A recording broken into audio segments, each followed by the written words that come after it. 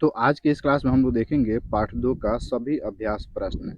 तो पहला प्रश्न कह रहा है नीचे दिए गए 4 विकल्पों में से सही उत्तर को चुनिए।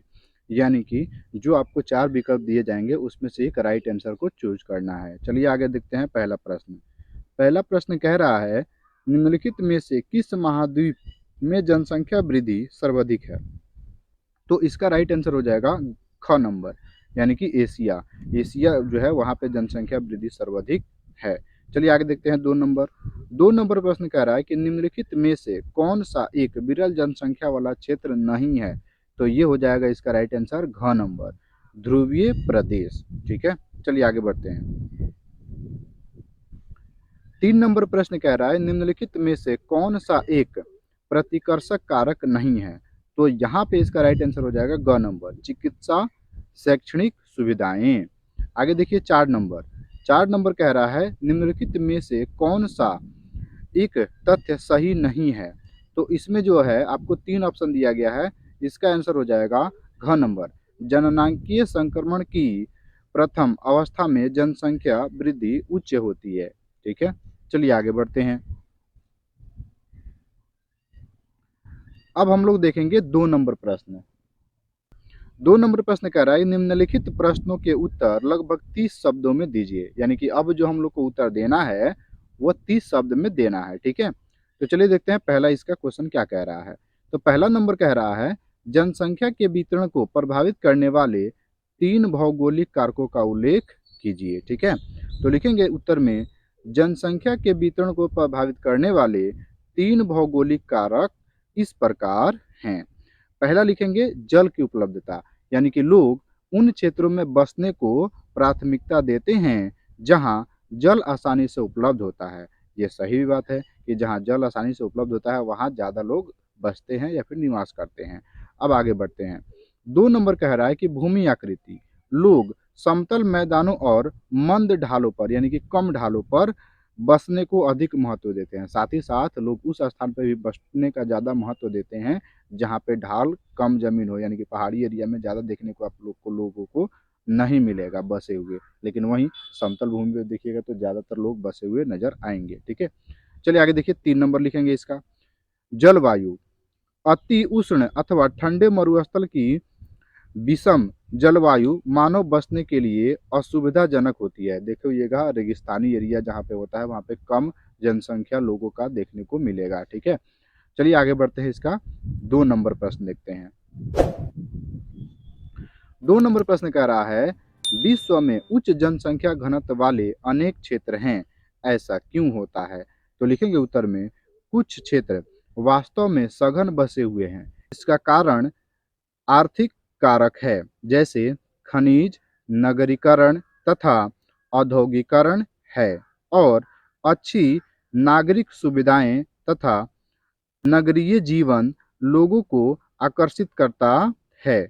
इसका विश्व में अनेक क्षेत्र खनिज भंडारों की उपस्थिति, अच्छी नगरीकरण सुविधाओं तथा औद्योगिकरण के कारण सघन बसे हुए हैं। कहने का मतलब क्या है कि विश्व में कुछ ऐसे घनत्व वाले क्षेत्र हैं जहाँ पे सबसे ज़्यादा जनसंख्या देखने को मिलता है। इसका कारण क्या है कि वहाँ पे अच्छे हॉस्पिटल है, अच्छी दवाएं मिलती है, साथ ही साथ वहाँ पे पढ़ने लिखने का अच्छा साधन भी है और समय पर सभी वस्तुएं वहाँ पे अवेलेबल हो जाती है। इसलिए लोग सबसे ज़्यादा वहाँ पे बसने को महत्व देते हैं जहाँ पे सभी सुख सुविधा अच्छी तरह से मिल पाए। ठीक है, चलिए आगे देखते हैं। 3 नंबर प्रश्न देखेंगे।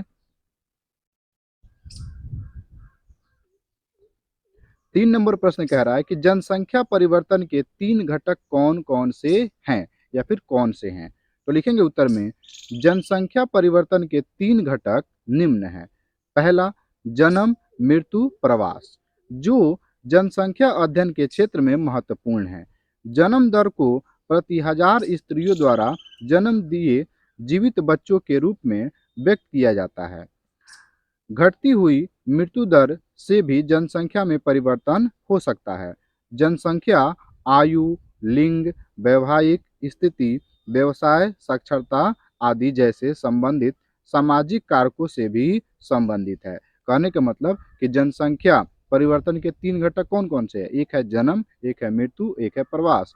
अब जन्म तो आप लोग जानते हैं, मृत्यु भी आप लोग जानते हैं, और प्रवास, प्रवास कहने का मतलब क्या है कि कोई व्यक्ति एक शहर से दूसरे शहर जाता है, या फिर कोई व्यक्ति या फिर कोई परिवार एक गांव से दूसरे गांव में चला जाता है, तो उसको हम कहते हैं प्रवास। ठीक है, और ये सब चीज जो होती है वो जनसंख्या परिवर्तन के 3 ये घटक हैं। ठीक है, चलिए आगे बढ़ते हैं।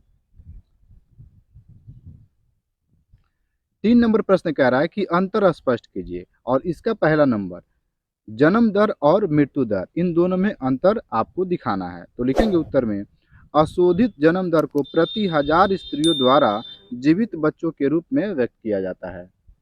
मृत्यु दर, अशोधित मृत्यु दर को किसी क्षेत्र विशेष में किस वर्ष के दौरान प्रति 1000 जनसंख्या के पीछे मृतकों की संख्या के रूप में अभिव्यक्त किया जाता है। यानी कि जन्म दर, 1000 स्त्रियों में कितने जीवित बच्चे का जन्म हुआ, इसके अनुसार हम लोग जन्म दर डिसाइड करते हैं। और मृत्यु दर किसको दिखाते हैं, 1000 व्यक्तियों में कितने लोगों की मृत्यु हो गई, इससे हम लोग मृत्यु दर को डिसाइड करते हैं। ठीक है, चलिए आगे बढ़ते हैं।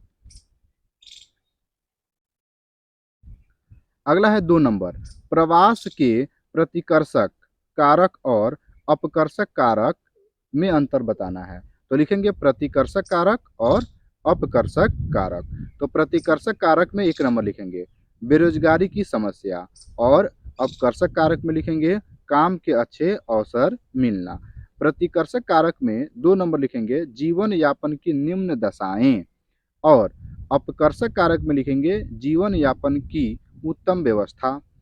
आगे देखिए, प्रतिकर्षक कारक का सी नंबर राजनीतिक अव्यवस्था, और अपकर्षक कारक का लिखेंगे 3 नंबर शांति और अस्थायी जीवन।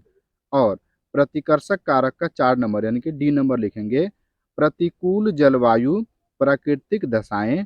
और अपकर्षक कारक का डी नंबर लिखेंगे अनुकूल जलवायु, विकास के अवसर। ठीक है, चलिए आगे बढ़ते हैं, 4 नंबर क्वेश्चन देखते हैं। 4 नंबर प्रश्न कह रहा है कि निम्नलिखित प्रश्नों के उत्तर लगभग 150 शब्दों में दीजिए। यानी कि अब जो प्रश्न आएंगे उन सभी का उत्तर 150 शब्दों में देना है। इसका पहला नंबर कह रहा है विश्व में जनसंख्या के वितरण और घनत्व को प्रभावित करने वाले कारकों की विवेचना कीजिए। तो लिखेंगे उत्तर में, पृथ्वी पर जनसंख्या के असमान वितरण, घनत्व एवं वृद्धि को अनेक कारकों ने प्रभावित किया है। जनसंख्या के घनत्व और वितरण को प्रभावित करने वाले कारक इस प्रकार हैं। पहला नंबर यानी कि ए नंबर देखेंगे, ए नंबर जल की उपलब्धता। लोग उन क्षेत्रों में बसने को प्राथमिकता देते हैं जहां जल आसानी से उपलब्ध होता है। जल का उपयोग पीने, नहाने और भोजन बनाने के साथ साथ पशुओं, फसलों, उद्योगों में किया जाता है। यही कारण है कि नदी घाटियां विश्व के सबसे घने बसे हुए क्षेत्र हैं। तो बी नंबर देखेंगे, बी नंबर भू आकृति।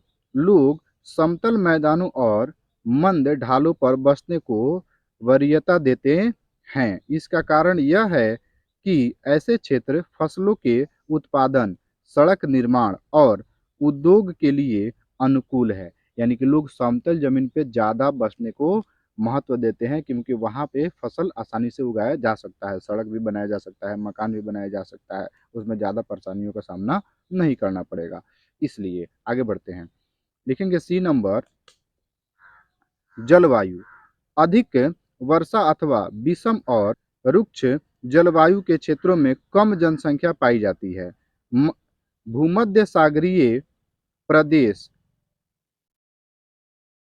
सुखद जलवायु के कारण इतिहास के आरंभिक कालों से बसे हुए हैं। यानी कि कुछ ऐसे जगह हैं जहाँ पे कम जल पाया जाता है, कम वर्षा होता है और वहाँ गर्मी अधिक होती है। वहाँ पे आज भी देखिएगा तो कम जनसंख्या ही देखने को मिलता है। आगे देखिए, लिखेंगे डी नंबर मृदाएं। उपजाऊ दोमट मिट्टी वाले प्रदेशों में अधिक लोग रहते हैं। आगे बढ़ते हैं, क्योंकि ये मृदाएं गहन कृषि का आधार बन सकती है। यानी कि दोमट मिट्टी जहाँ पे पाया जाता है वहाँ पर भी लोग ज़्यादा रहते हैं। क्यों? क्योंकि वहाँ पे खेती आसानी से किया जा सकता है। ठीक है, चलिए आगे बढ़ते हैं। 2 नंबर प्रश्न कह रहा है कि जननांकीय संक्रमण की 3 अवस्थाओं की विवेचना कीजिए। लिखेंगे पहला नंबर प्रथम अवस्था, उच्च एवं अस्थिर जन्म और मृत्यु दर और धीमी जनसंख्या वृद्धि दर। द्वितीय अवस्था में लिखेंगे उच्च जन्म दर एवं गिरती हुई मृत्यु दर और तीव्र जनसंख्या वृद्धि। आगे देखिए, तृतीय अवस्था में लिखेंगे कम होती है जन्म दर और निम्न होती है मृत्यु दर और कम होती है जनसंख्या। चतुर्थ अवस्था में लिखेंगे निम्न जन्म दर और मृत्यु दर, धीमी जनसंख्या वृद्धि। ठीक है, यानी कि निम्न यदि बच्चों का जन्म होगा, मृत्यु दर भी अगर कम रहेगा, ठीक है, तो जनसंख्या भी धीमी गति से बढ़ेगी। अब इसका एक प्रारूप लिखा गया है, वो ध्यान दीजिए। तो यहाँ पर इन सभी बातों को एक साथ करके लिखा गया है। तो लिखेंगे उत्तर में, यह सिद्धांत हमें बताता है कि समाज ग्रामीण, खेतीहर तथा अशिक्षित अवस्थाओं से उन्नति करके नगरीय, औद्योगिक और साक्षर समाज बनाता है। किसी प्रदेश की जनसंख्या उच्च जन्म दर और उच्च मृत्यु दर से निम्न जन्म दर व निम्न मृत्यु दर से परिवर्तित होती है। ये परिवर्तन ही सामूहिक रूप से जननांकीय चक्र कहलाते हैं, यानी कि बढ़ती हुई जनसंख्या, ठीक है, और घटती हुई मृत्यु दर, या फिर घटती हुई जनसंख्या और बढ़ती हुई मृत्यु दर, यही हमारी क्या कहलाती है, यह जो प्रक्रिया होगी वही प्रक्रिया जननांकीय चक्र कहलाती है। तो आज के लिए इतना ही, फिर मिलते हैं अगले क्लास में, तब तक के लिए जय हिंद, वंदे मातरम।